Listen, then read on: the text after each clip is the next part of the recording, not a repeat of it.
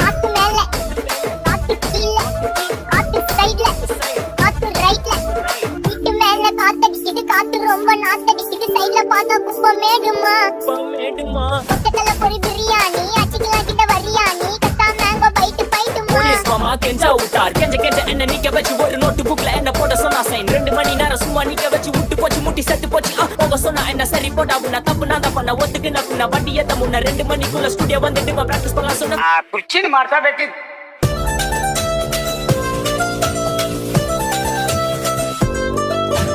காத்து மேல